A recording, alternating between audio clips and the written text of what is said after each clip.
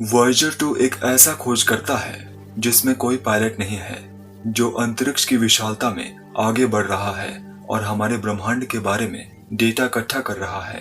ये space probe 20 अगस्त 1977 को cap Canaveral Florida से लॉन्च किया गया था और ये आज भी डेटा पृथ्वी पर वापस भेज रहा है।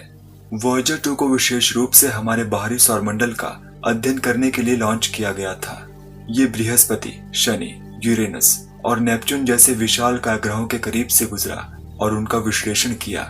वॉयेजर 2 आज भी अंतरिक्ष में मंडरा रहा है और जैसे जैसे समय बीत रहा है, ये पृथ्वी से दूर होता जा रहा है। ये वर्तमान में हमारे अपने ग्रह पृथ्वी से लगभग 18 करोड़ किलोमीटर दूर इंटरस्टेलर स्पेस की गहराई में है। इस दूरी के कारण वॉयेजर 2 के साथ संपर्क बनाए रखना एक बहुत बड़ा प्रयास है। भले ही रेडियो वेव्स प्रकाश की गति से यात्रा करती हैं, फिर भी सिग्नल्स को वॉयेजर 2 से पृथ्वी तक पहुंचने में सदियां बीत जाएंगी। इसी वजह से अंतरिक्ष यान की ओर सिग्नल भेजना और प्राप्त करना बहुत कठिन हो जाता है। लेकिन अब वॉयेजर 2 ऑनलाइन वापस आ गया है। कैसे हुआ ये सब? 2020 में हुए नेटवर्क अपडेट से नासा ने डीप स्पेस नेटवर्क में वॉयेजर 2 से सफलतापूर्वक संपर्क स्थापित कर लिया है। डीप स्पेस नेटवर्क में दुनिया भर में फैले विशाल एंटेना शामिल हैं। इस नेटवर्क में antenna Madrid Spain, Goldstone California और कैनबेरा ऑस्ट्रेलिया में है। ये एंटेना इस तरह से तैनात है कि लाइन ऑफ साइट के भीतर कोई भी अंतरिक्ष यान डीप स्पेस नेटवर्क की व्यापक पहुंच के बावजूद किसी भी समय सिग्नल भेज सके और प्राप्त कर सके। वॉयेजर 2 के साथ संपर्क में रहना एक चुनौती है। 1989 में नेपच्यून ग्रह के करीब से एक उड़ान के दौरान वॉयेजर 2 अंतरिक्ष यान को नेपच्यून के चंद्रमाओं में से एक ट्राइटन की ओर दक्षिण में भेजा गया था। ये आज भी उसी दिशा में आगे बढ़ रहा है, लेकिन अब इसका गोल्डस्टोन और मैड्रिड एंटेना के साथ संपर्क नहीं है। कैनबेरा एंटेना, जिसे डीप स्पेस नेटवर्क 43 कहा जाता है, ये एकमात्र ऐसा है जो वॉयेजर 2 के साथ संपर्क कर सकता है। डीप स्पेस नेटवर्क 43 वह एंटेना है जिसे हाल ही में रिपेयर और अपग्रेड किया गया है। इसी अपग्रेडेशन के कारण ये वॉयेजर 2 को अब ज्यादा प्रभावी ढंग से कमांड भेज सकता है। इस डीप स्पेस नेटवर्क 43 को 47 सालों बाद रिप्लेस किया गया है।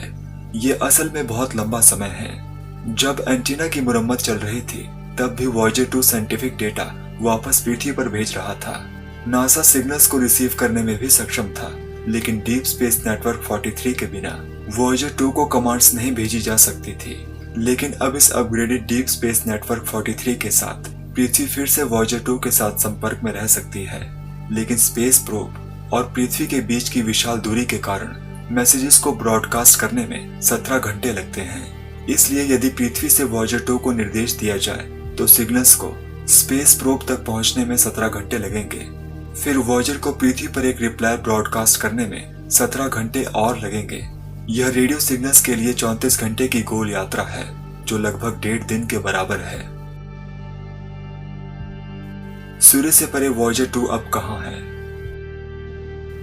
44 साल पुराना यह अंतरिक्ष यान वर्तमान में इंटरस्टेलर नामक क्षेत्र में है, जिसका अर्थ है कि यह हमारी आकाशगंगा में सूर्य और अन्य सितारों के बीच में है। और स्पष्ट रूप से कहा जाए तो यह अंतरिक्ष यान हेलियोस्फीयर से आगे निकल चुका है, जो सौर हवाओं द्वारा निर्मित प्लाज्मा का बुलबुला है। हेलियोस्फीयर सौरमंडल को रेडिएशन और अन्य तारों से बचाता है। इंटरस्टेलर स्पेस में बहुत सारी ब्रह्मांडीय किरणें हैं जो सितारों में विस्फोट द्वारा बिखरी हुई हैं, जो जबरदस्त मात्रा में रेडिएशन पैदा करती हैं। हेलियोस्फीयर उन किरणों को हमारे सौरमंडल में प्रवेश करने से रोकता है। हेलियोस्फीयर आखिर है कहां? वास्तव में हेलियोस्फीयर सौरमंडल से थोड़ा आगे तक फैला हुआ है।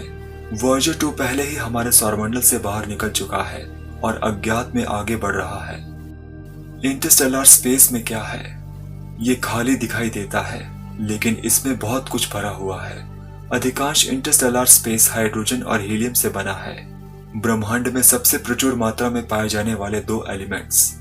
इनके साथ गैस और धूल के बादल हैं, जो विभिन्न एलिमेंट्स से बने हैं। यहाँ पार्टिकल्स बहुत पतले फैले हुए हैं। हालांकि इंटरस्टेलर स्पेस पृथ्वी के वायुमंडल की तुलना में बहुत कम घना है। अनुमानित घनत्व 1 एटम पर क्यूबिक सेंटीमीटर है, जो बहुत ज्यादा नहीं है। यही कारण है कि हमें तारों के बीच खाली जगह दिखाई देती है। वॉयेजर 2 अब बहुत पुराना हो चुका है, लेकिन इसने इतिहास रच दिया है। इसकी कुछ शानदार उपलब्धियां हैं। पहली, वॉयेजर 2 जुपिटर, सैटर्न, यूरेनस और नेपच्यून के करीब से गुजरने वाला एकमात्र अंतरिक्ष यान है। वॉयेजर 2 की ऑब्जर्वेशन से ही वैज्ञानिक 1986 में हर एक ग्रह की कॉम्प्लेक्स डिटेल्स को जान पाए।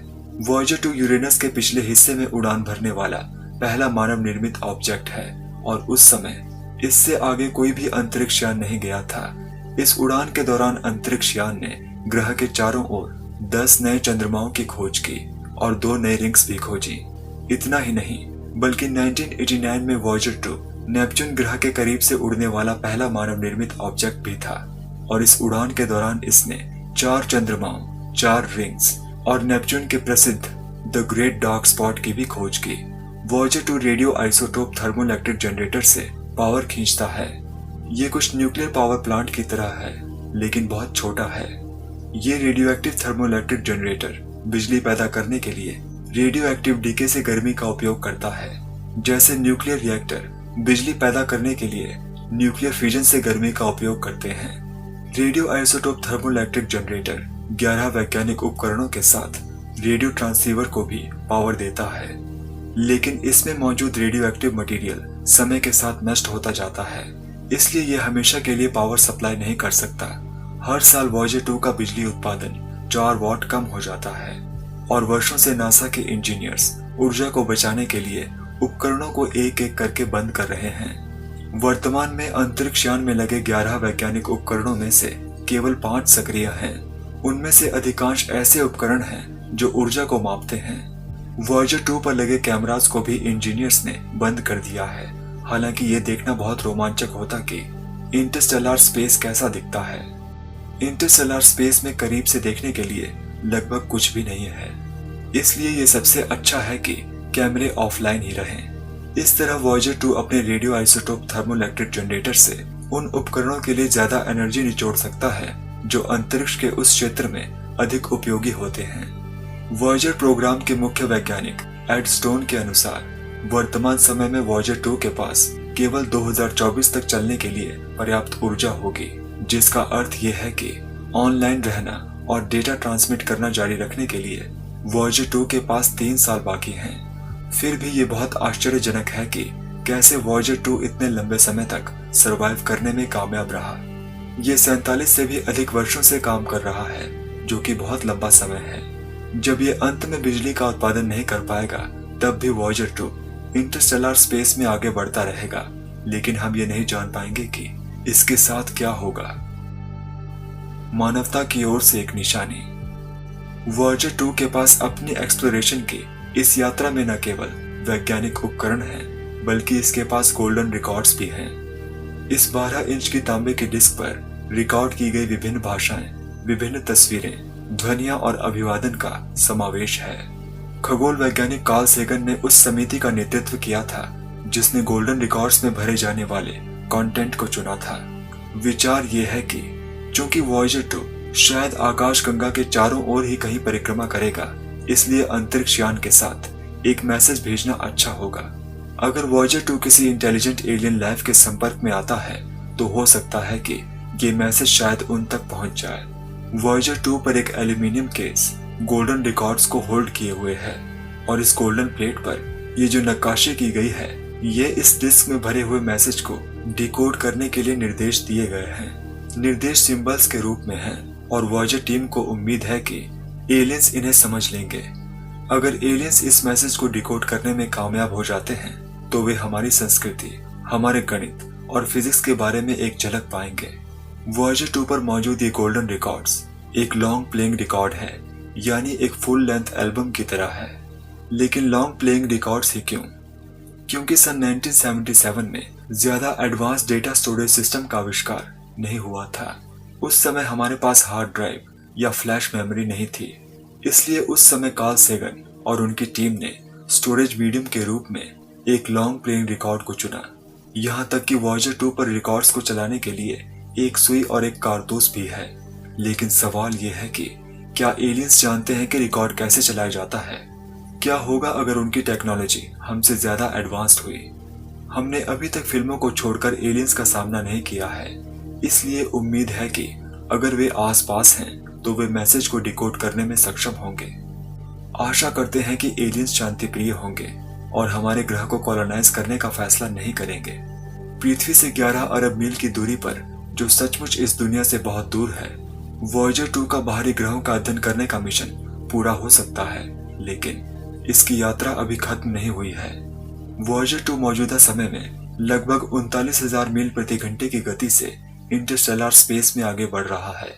ये ईंधन खत्म होने के बाद भी इस अज्ञात ब्रह्मांड में आगे बढ़ता रहेगा।